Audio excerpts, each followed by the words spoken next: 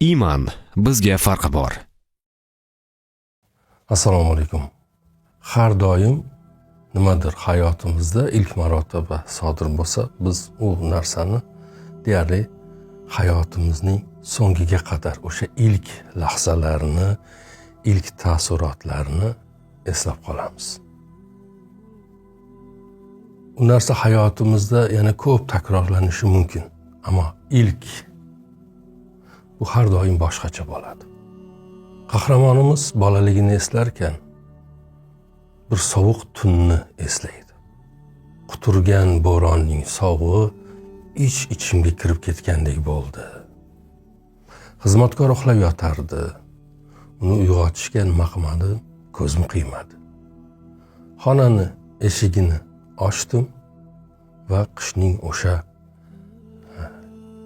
bolaligimizda bo'lardi-yu, shafqatsiz ayozi yuzimga tarsakidek urildi deydi.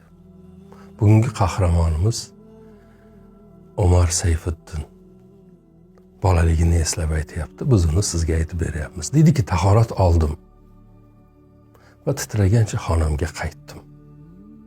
Hali tong otmagandi. Derazaga suyandim deydi. Pastda uylar, ko'chalar, biroz narida dengiz. Ularning hammasi go'yoki o'lim uyqusiga ketgandek, jonsiz va qotib qolgandek.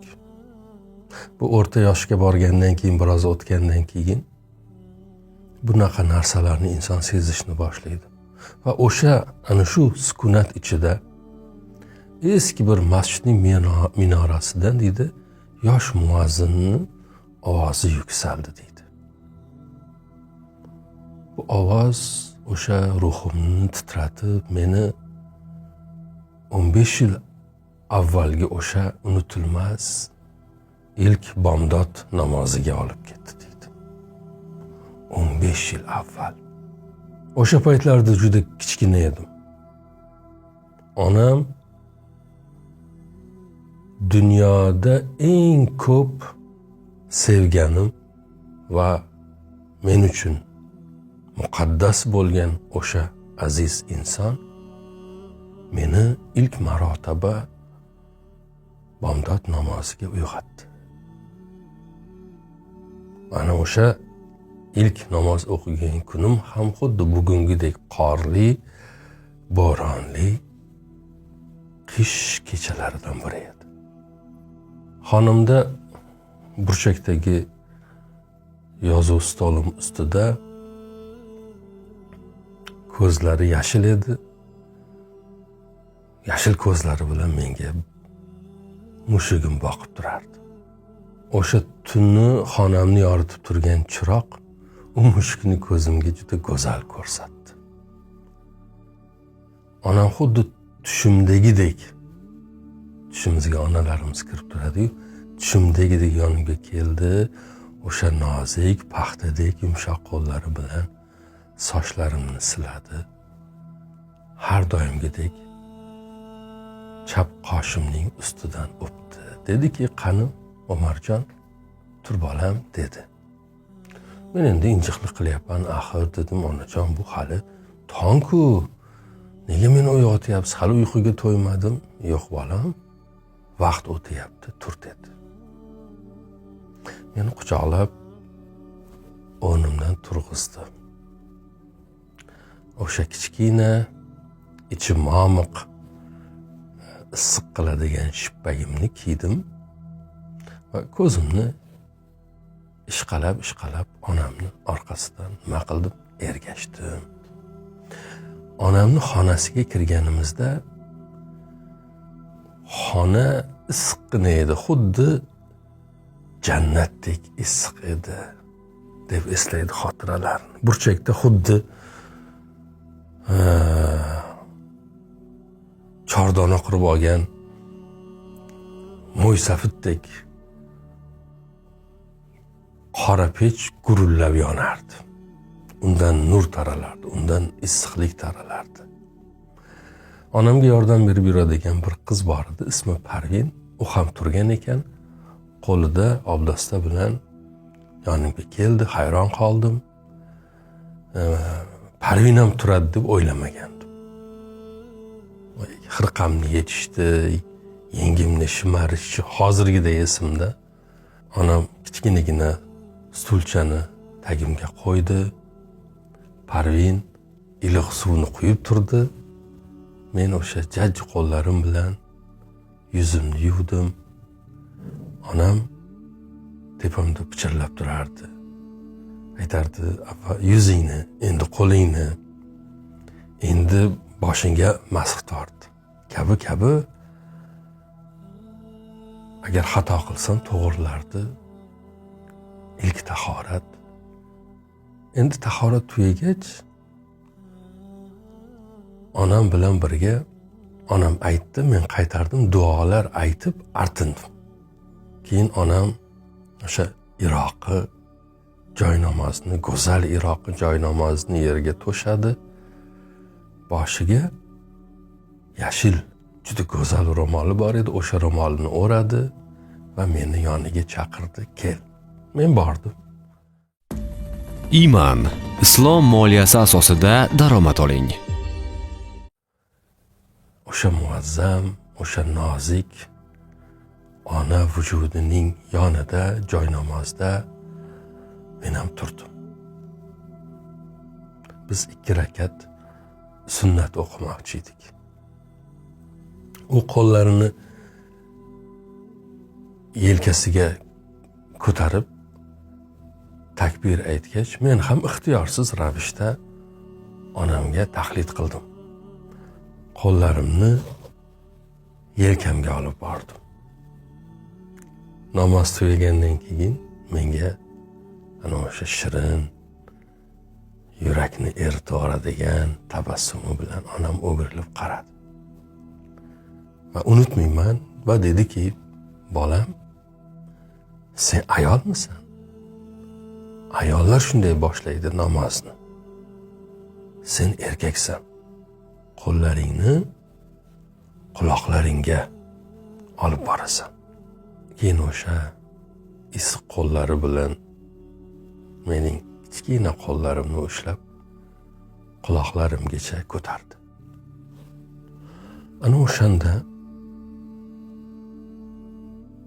onamdan farqimni, ya'ni erkak bo'lish nima degani ekanini o'sha ma'sum bola aqlim bilan ilk marotaba o'ylaganman. Namozni tugatdi, keyin duo qilishimiz kerak. Men so'radim, qanday duo qilaman? Onam menga o'sha oddiy, o'sha samimiy duoni o'rgatdi.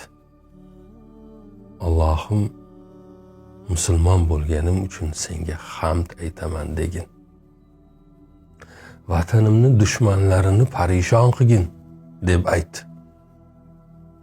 Barcha aziyat chekayotgan musulmonlarga salomatlik bergin degin. Eng oxirida o'zing uchun, yaxshi inson bo'lish uchun duo qilgin dedilar. Men bu duoni, o'sha titilib ketgan duo kitoblarini o'ylab ko'p o'qiganman, ichimda takrorladim. Namoz tugagandan keyin onam aytdilar, bor kitobingni olib kelgin. Kecha qilgan darslaringni nima qilaman, eshitaman. Yugurib borib olib keldim. Hech qanday xato qilmasdan o'qib berdim, chunki u go'zal onam aytardilarki, yotishdan oldin darsingni o'qi. Tushingda farishtalar senga uxlab qolganingdan keyin o'rgatadi. Ya'ni o'qib uxlab qolsang, qolganini uxlab yotganingda farishtalar senga o'rgatadi derdi. O'sha tunda ham farishtalar menga duolarimni o'rgatgandi. Keyin onam meni yana issiq o'rnimga yotqizdi, hali vaqt bor dedi. Ammo meni uyqum yo'q edi. Onamni kuzatdim. Yashil ro'moli ostida xuddi farishtadek ko'rinardi. Qur'on o'qirdi. ovozi shunaqa hazin, shunaqa go'zal. Tashqarida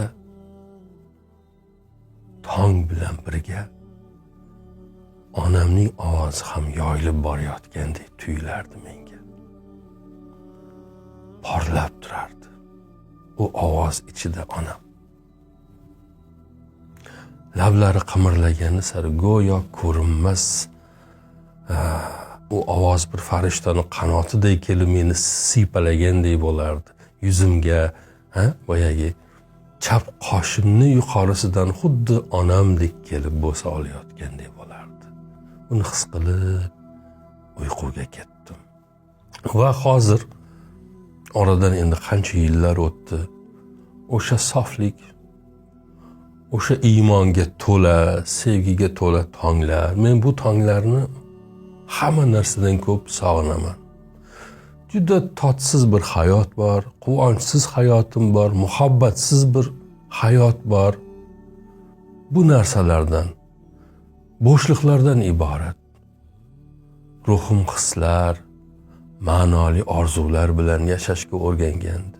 Endi ma'nosiz narsalar bilan yaralangandek. Tush kabi o'tgan u daqiqalar xuddi yo'qolib qolgan jannat kabi mendan juda uzoqdadek tuyuladi endi bugun. Va hozir xonamning derazasidan bu sovuq tongga qarab hayolimdan shular o'tadi. Hayot naqadar g'arib bir hechlik bo'lib qoldi. Naqadar tez o'tadigan tush bo'lib qoldi deb bir huzun, mahzunlik o'tadi qalbimdan. Deb Umar Sayfiddin o'z hikoyasini yakunlaydi. Har doim shunday bo'lish bu bir hukmmi? Ya'ni eng toza narsalarni inson yasharkan hayoti davomida yo'qotib boradimi? O'sha tozaligiday saqlab qolish mumkin emasmi? Nima bo'ladida inson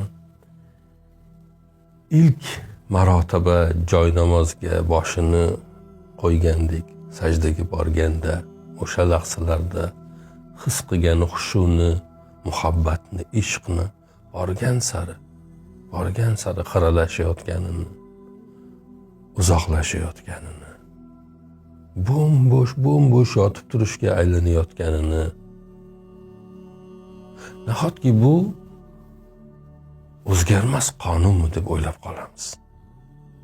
Hayotda nafaqat namozda, har narsada erishganimiz, qo'lga kiritganimiz, bizniki bo'lgan, uddalaganimiz har narsa borgan sari qadrini, qiymatini yo'qotib borayotgandek his qilamiz.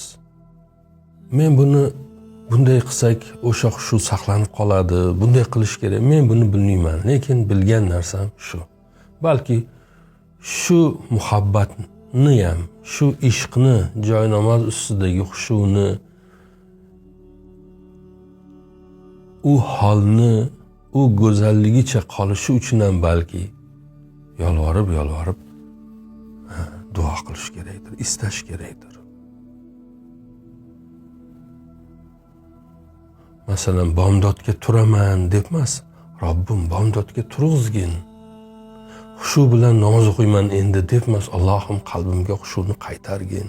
Men uni qilaman, men buni qilaman debmas, Allohim bu ishlarda madadkor bo'lgin. Samimiyatim bilan qilishga, xolis bo'lishga, rost bo'lishga yordam bergin. Kirlanib, qalbi kasallanib qoladiganlardan bo'lishdan omonda asragin. Zulm qilishdan, zulm qiluvchilardan bo'lishdan meni himoya qilgin. Halim, rost, rozi bandalaringdan qilgin deb balki ko'p duo qilishimiz kerakdir. Yaxshi do'stlar, bugun aytmoqchi bo'lganlarim shu. Aziz boshingiz omon, yo'llaringiz ravon, Yaratganning doimo panohida bo'ling. Assalomu alaykum va rahmatullohi va barakatuh. Iman, islom moliyasi asosida daromad oling.